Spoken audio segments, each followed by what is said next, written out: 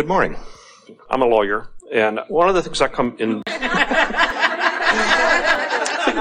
the punchline right there, isn't it? Okay.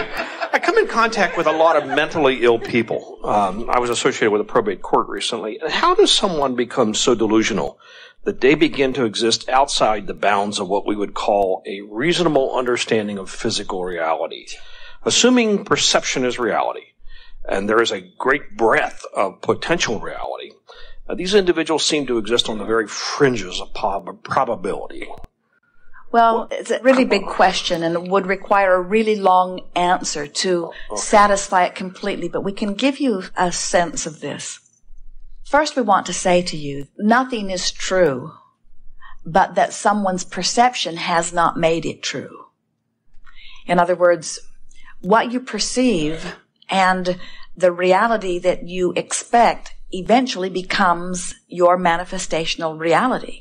So we liked your specific choice of words about on the outside boundaries of what the rest of us have sort of concluded is normal.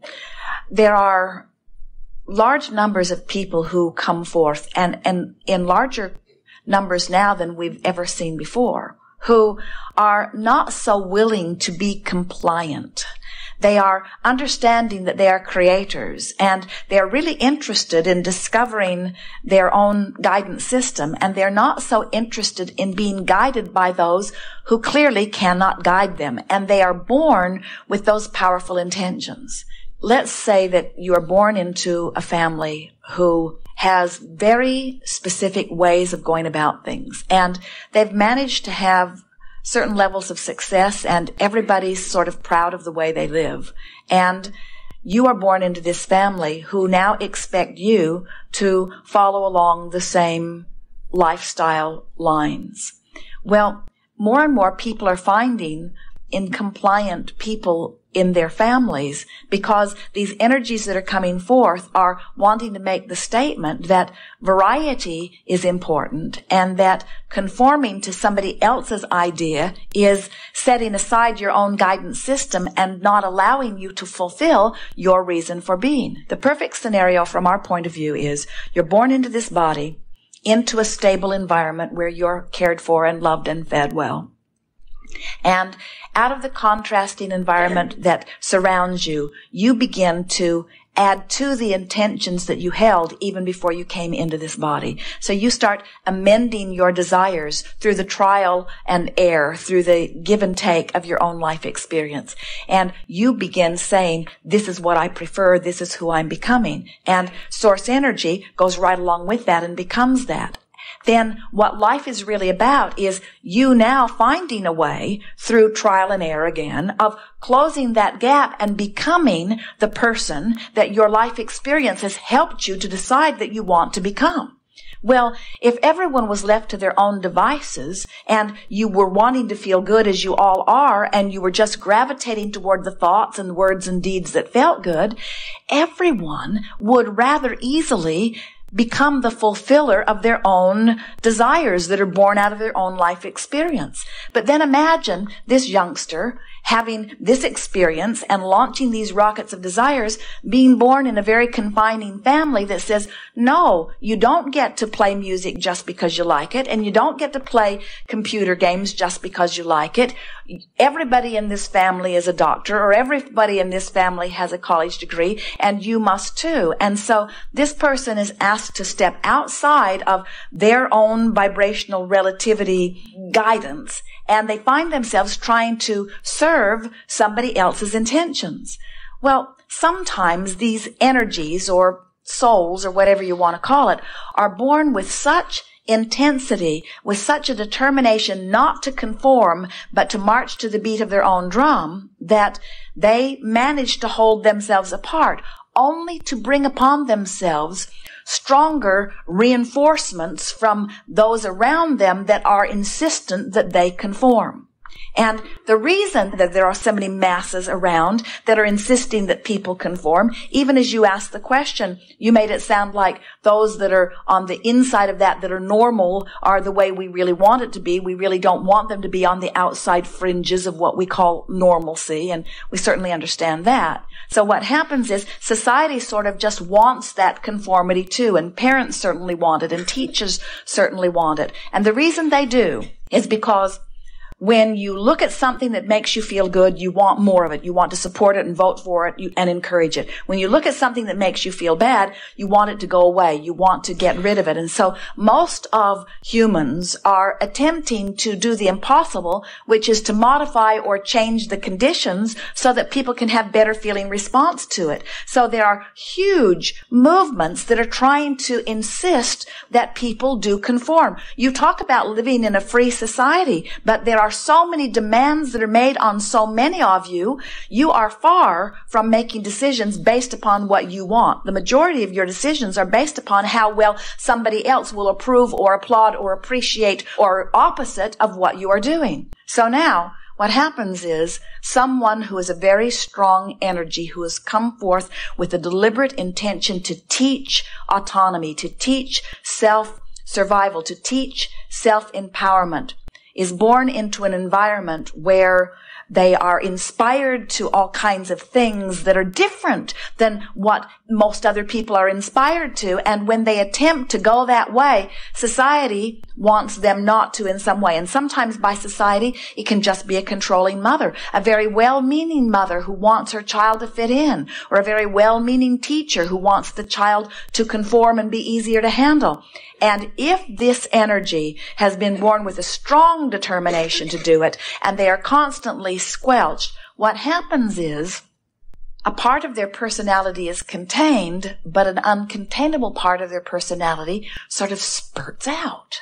And then almost as soon as you contain that, it spurts out again. In other words, every bit of that is about this restless soul who wants to live his own different experience in a society that is so sure that his different experience will be a threat to them, that then they insist upon his conformity, but they can't manage it because he's going to find another way and another way and another way not to conform. His desire for freedom is so much stronger than any other instinct that he has that they cannot pound that square peg into that round hole.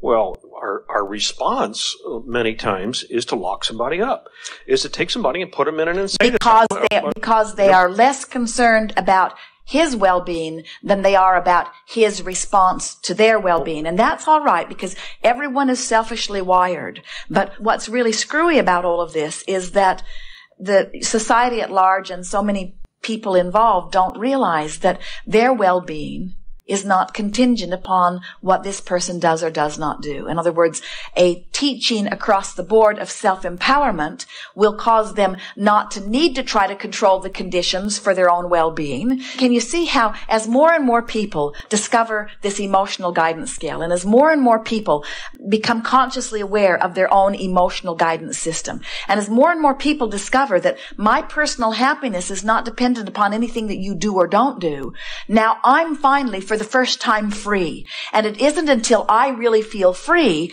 that I'm going to stop building jails and putting people in it that I fear threaten my freedom. That was good. Well, we don't want them to hurt themselves either.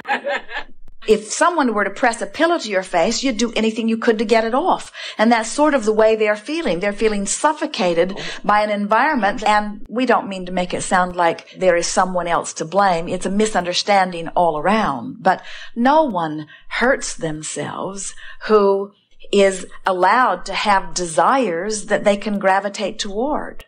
In other words, we promise you, we could interact with any one of these people who are at any place along that emotional scale.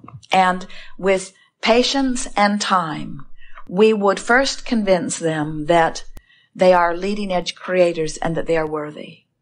And then we would explain to them that the way they feel is everything, but that the way they feel can't be contingent upon how somebody else feels about them.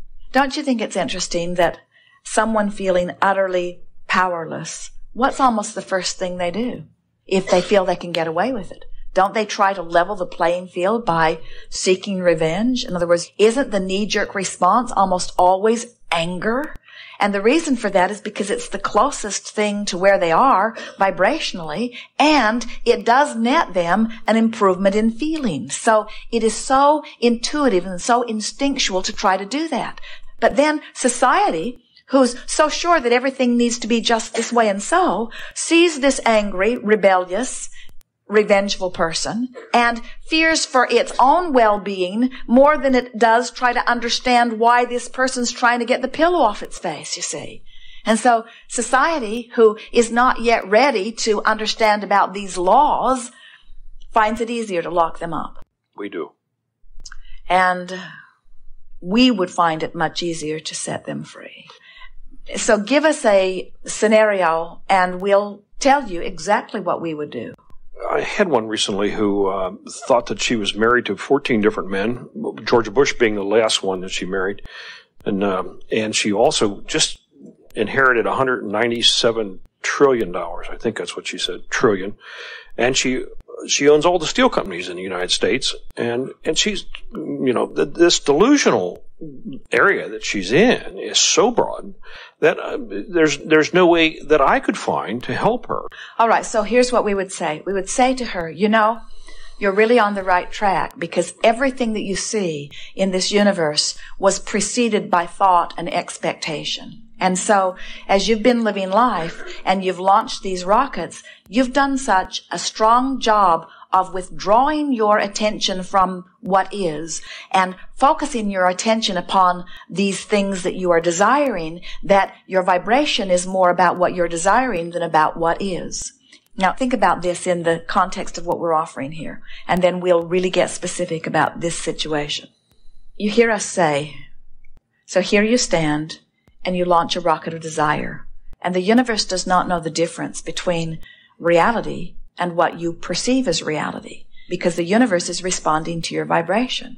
So a person is sick, and we say, well, let's imagine what it would be like to be well. Let's remember what it was like when you are well. Let's keep forking off in the direction of well. Let's just talk about wellness and not talk about sickness. Well, now that person's doctor would say, Abraham, you're asking this person to be delusional. You're not asking this person to face reality. You're asking this person to hold thoughts about a reality that is not. And we would say, yes, we are. If you only think about what is, you just keep regurgitating what is. You must turn your thoughts to what you are wanting. And so what's happening is there are people being born with this knowing that are trying to dovetail it into a society of suppression. In other words, we want your client. We want anyone to know the difference between what they are fantasizing or visualizing and imagining and what actually is happening. In other words, we don't think that it is healthy for this person to really think she has 14 husbands and to really think that she owns all the steel mills. But we do not think that there's anything wrong with her fantasizing about that. And so we would work to not make her feel that she is delusional and wrong to think those thoughts. We would be working to say anything that you think will eventually, the essence of it will eventually come into fruition, you see. If you want it and can bring yourself into vibrational belief, the essence of it must come. Why do you think that she would visualize or announce or believe that she is married to George Bush? Why do I think that? Probably because it's a result of medicine. But why would it squirt out in that way? In other words, what's she living in her life? We'll tell you what it feels to us. She is someone who feels powerless, seeking power. So she has found who she considers and who she hears to be the most powerful man in the world, and she has coupled herself with that person. And she probably had very powerful people in her life in the beginning who would not allow her to have her own thoughts. In other words, there is always something like that at the beginning. And it is not unusual for someone who feels suppressed to then seek out something like the people who have suppressed them in order to give them back the life that they were getting from that. In other words, it's a very common thing for people to have a very suppressed experience and then look to those people who have suppressed them as something that is a good thing rather than a bad thing, because during the process of suppression, they became completely disempowered and came to believe in the power of the one who suppressed them.